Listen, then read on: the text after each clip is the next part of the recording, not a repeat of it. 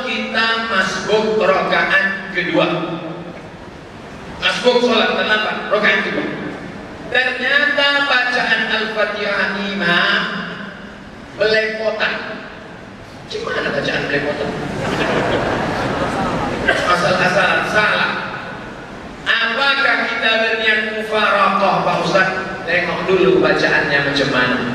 Kalau hanya sekedar lahan, kesalahan pada baris tidak fatal, sholatnya tetap sah. Tapi kalau bacaannya memang kacau balau, rukun sholat Al-Fatihah, Fatihah tak betul, batal Fatihah, maka batal sholat. Karena rukun yang sudah tumpang, maka memisahkan diri dari imam, memisahkan diri dari imam. Musafir cepat-cepat turun dari mobil, masuk ke masjid, tiba-tiba bacaan imam tak apa-apa, kata dia, tak jelas. Adapun masih menurut syarat, baris atas dibuatnya baris bawah, begitulah kitab Al-Fiqhul Islami wa Adillatuh. Tapi kalau sudah fatal Al-Fatihah hancur lebur, maka batal sholat. Dia tidak perlu ikut mufaraqah, memisahkan diri dari imam. Apa hukum menyokong pasukan bola sepak Manchester United yang lambangnya ada setan? Tanduk setan. Apakah setan itu bertanduk? Ya, maka dalam hadis ada disebut dengan qarnai syaitan. Qarn tanduk, qarnai dua tanduk setan. Bila waktu dua tanduk setan, maka kita tak boleh salat. Haram salat waktu dua tanduk setan. Bila itu? Ini bumi. Manakala matahari naik, maka itu disebut dengan dua tanduk setan. Waktu matahari naik haram solat, kerana waktu itu dipakai oleh orang kafir musyrik jahiliyah untuk menyembah berhala Lata, Uzza, Manat, Hubal, Jibti, Taghut, Naham. Ini matahari naik, matahari bulat, datanglah setan menghampiri. Ini matahari, maka disebut dia dengan qarnai syaitan. Kalau menyamai waktunya saja haram, menyerupai waktunya saja haram, apalagi memakai gambarnya, memakai simbolnya. Man tashabbaha biqaumin, siapa yang menyerupai suatu kaum, fahuwa minhum, maka dia bagian dari kaum itu. Yang paling menyakitkan adalah wa husyira ma'ahum yaumal qiyamah, dia akan dibangkitkan nanti pada hari kiamat. Na'udzubillah. Bagaimana cara masbuk subuh? Adakah perlu disertakan dengan doa kunut atau tidak? Orang yang mazhab Syafi'i, masuk dia ke masjid rakaat kedua. Sami Allahu liman hamidah, imam pun baca Allahumma hadina fiman hadait, wa afina fiman afait, wa tawallana fiman tawallait.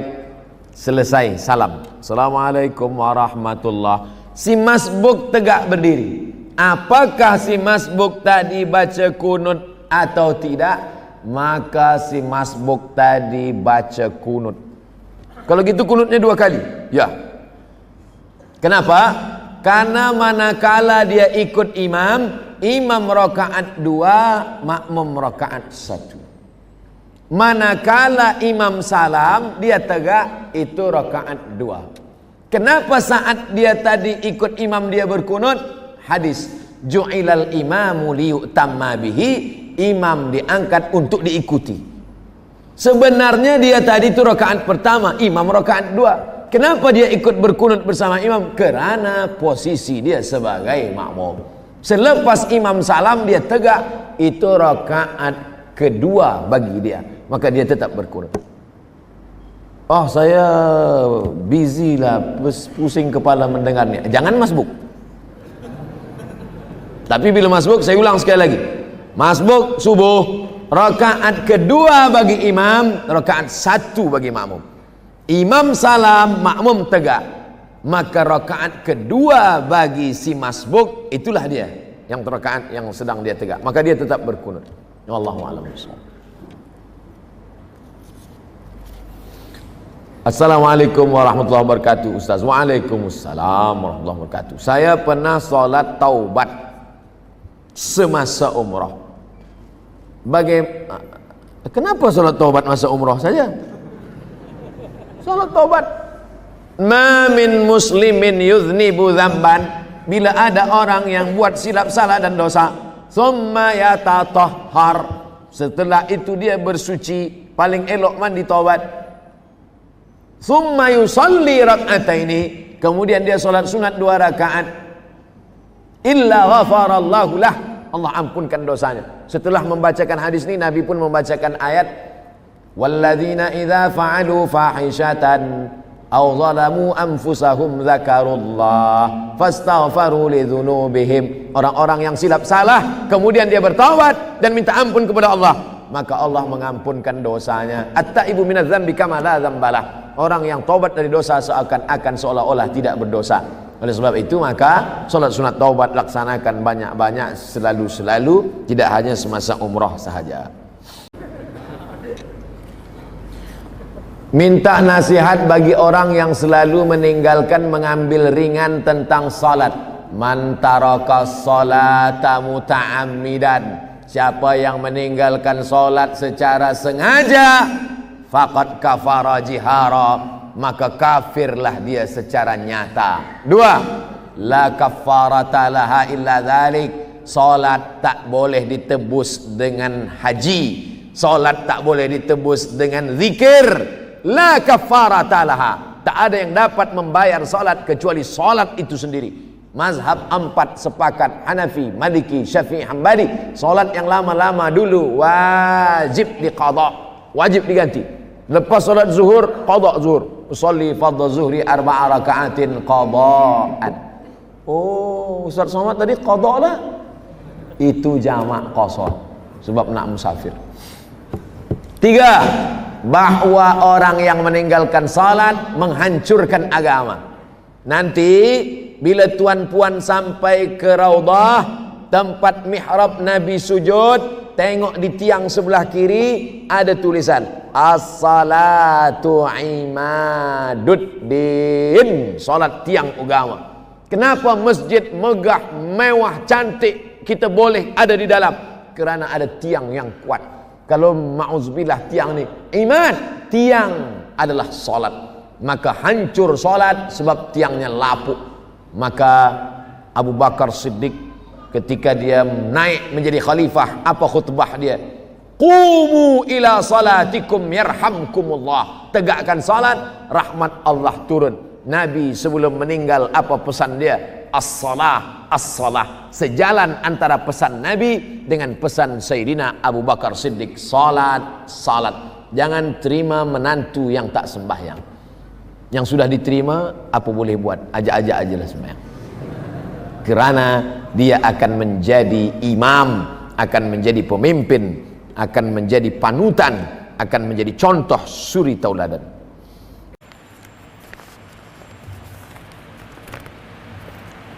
Salat pakai masker hukumnya sah, tapi wajah tertutup Pak Ustaz, tak ada dalil mengatakan wajah tertutup salat jadi batal. Apalagi karena pakai masker ini bukan gaya-gaya, pakai masker ini karena darurat.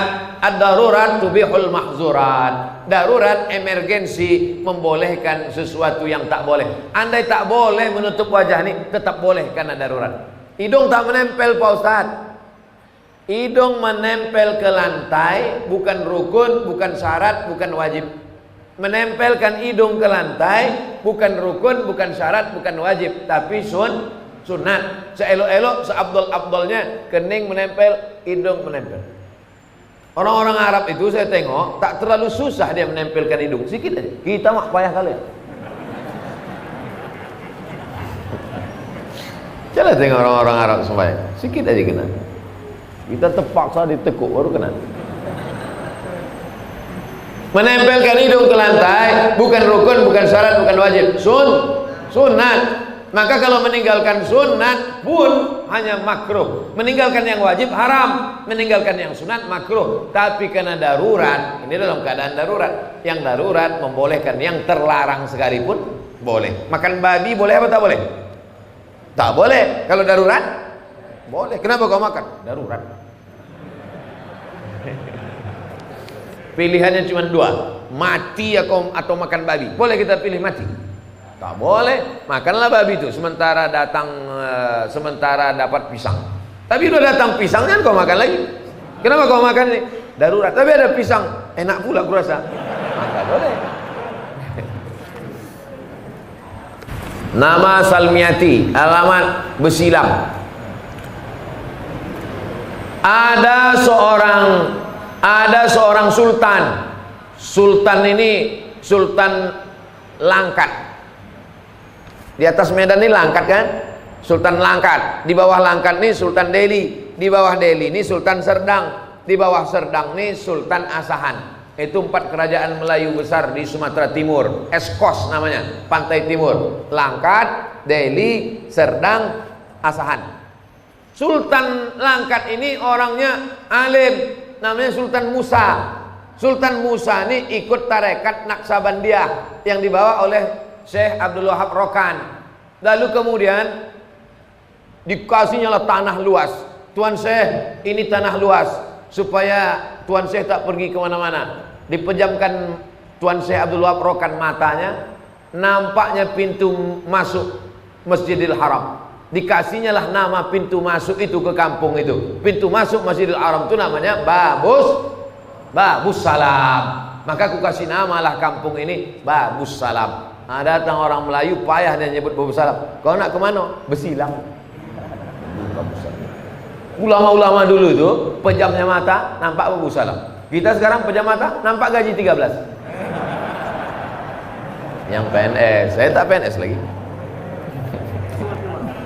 Hah? Apakah orang yang meninggal karena COVID bisa disolatkan dengan solat qalb? Solat qalb itu solat apa? Solat gaib. Oh, saya baca pula gitu Q. Solat gaib. Jadi kalau ada orang meninggal kena COVID, setelah digulung sama dokter di rumah sakit pakai plastik itu, udah digulungnya pakai selasiban itu, tak bisa lagi disentuh, masuk di dalam mobil ambulan, sholatkan aja dari luar mobil tuh kalau dikasih dokter.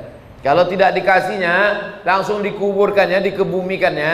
Maka anak menantu, cucu, cicit, kawan, jiran, tetangga sholat dari atas. Ini kubur, sana kiblat, ini kubur, ini kepala jenazah, ini kakinya. Kalau dia laki-laki, berdiri pas di arah kepala. Kalau jenazah itu perempuan, berdiri pas di arah pinggang. Sholatlah di atas.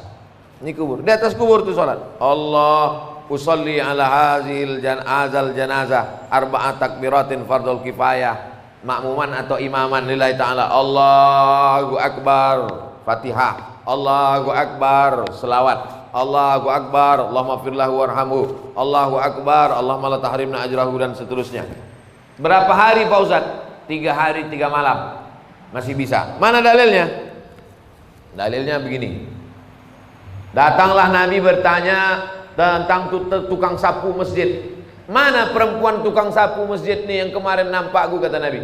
Kata sahabat, udah meninggal dia ya Rasulullah. Kenapa kalian tak kasih tahu aku? Untuk apalah kami kasih tahu? Dia kan cuma tukang sapu, orang remeh-temeh sepele. Nabi minta tunjukkan mana kuburnya.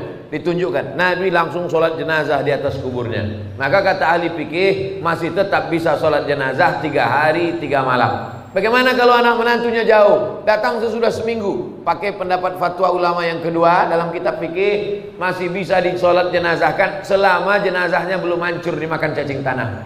Masih tetap bisa sholat jenazah. Nah, jadi yang 3 hari 3 malam masih bisa, yang sudah lewat itu pun masih bisa sholat di atas kubur. Jangan berkecil hati.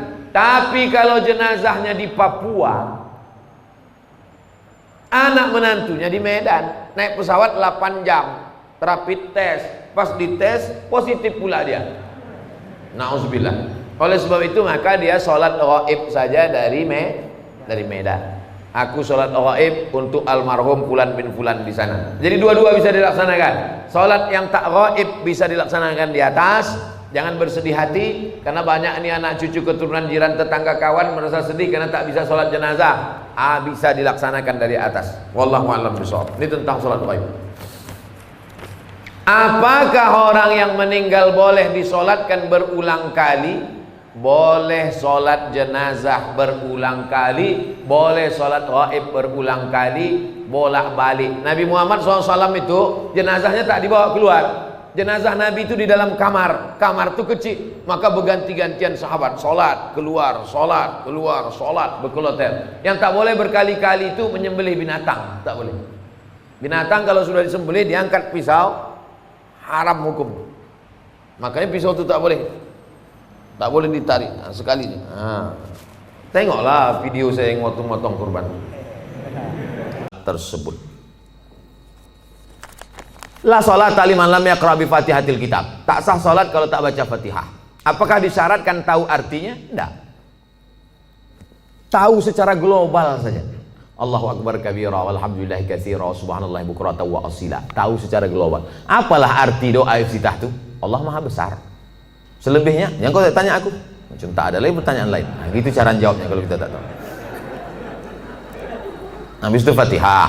Fatihah secara umum tahulah kita. Alhamdulillah rabbil alamin, arrahmanir rahim, maliki yaumiddin, iyyaka na'budu wa iyyaka nasta'in, ihdinas siratal mustaqim, siratal ladzina an'amta 'alaihim ghairil maghdubi 'alaihim waladdallin. Ayat begitu juga. Qul huwallahu ahadun illahus samad lam yalid wa lam yulad wa lam yakul lahu kufuwan ahad. Jadi andai tak tahu artinya tetap sah. Tapi kita berusaha untuk tahu. Maka belilah Quran yang ada terjemahnya. Ada terjemahnya, ada tajwidnya, ada asbabun nuzulnya, ada tafsirnya. 250.000. Jangan tawar-tawar lagi. Harga sepatu 500. Sepatu yang menjaga tapak kaki dari tai ayam 500 harganya. Quran yang menjaga diri dari api neraka. Quran waktu akad nikah dulu. Diletakkan di ruang tamu dalam peti kaca. Setiap tamu datang ke situ macam nengok kucing.